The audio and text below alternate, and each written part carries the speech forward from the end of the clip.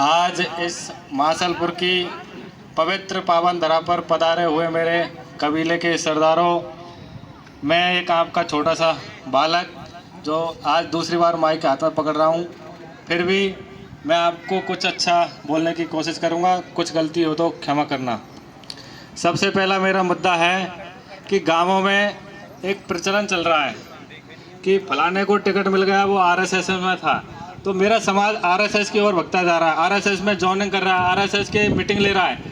इसलिए यहाँ पर ये भीड़ इसलिए नहीं दिख रही। अगर आरएसएस की जॉइनिंग नहीं लेता, ये धारणा नहीं बनती कि टिकट उसको मिलता है, किसको, आरएसएस ज्वाइन करने को, तो आज ये भीड़ यहाँ पर इतनी नहीं होती, ज़्यादा होती, बहुत ज़्यादा। तो पहला पॉइंट तो मेरा ये है। दूसरा है, गाँवों में एक सगाई काटते हैं, बच्चियों की सगाई काटते हैं, बहुत बड़ी विडम्बना है, ये नोट करने वाली बात है। अगर पंचों को बात मेरी ठीक लग रही है तो ये नोट करने वाली बात है। लड़के की नहीं, लड़कियों की सगाई काट रहे हैं मेरा समाज, बड़ी विडम्बना है। दूसरा है नशा। नशे को रोकने के लिए मेरा समाज नशा क्यों नहीं रोक रहा? क्योंकि ये नशा करेगा, इसकी धरती बेचेगी, इसकी धरती को मैं खरीदूंगा। आपको बुरी लगेगी पंच पटेलो, लेकिन बात ये सत्य है। नशे को इसलिए नहीं रोक रहा कि आप उसकी धरती को खरीदना चाहते हैं, क्योंकि वो बर्बाद होगा। उसको धरती को खरीदने के लिए आप इसमें नशा कुछ ज़्यादा है, एक दिन में बंद हो जाए, बेचने वाले को, पीने वाले को सब बंद कर सकते हैं। इस ज़्यादा से ज़्यादा कुछ भी नहीं है।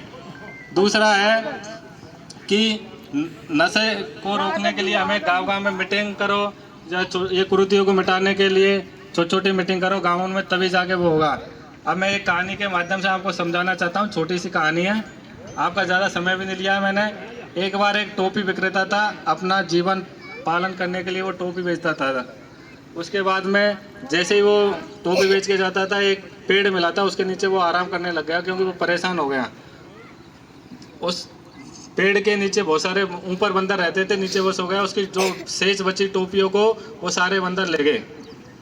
तो अब जैसे उसको चेत हुआ बाद में, घंटे 2 घंटे बाद में, तो उसने दिमाग लगाया कि टोपी तो सारी गई, लेकिन एक टोपी उसके सिर पर थी जो उसने लगा रखी थी। उसने उस टोपी को धरती पे भगाया।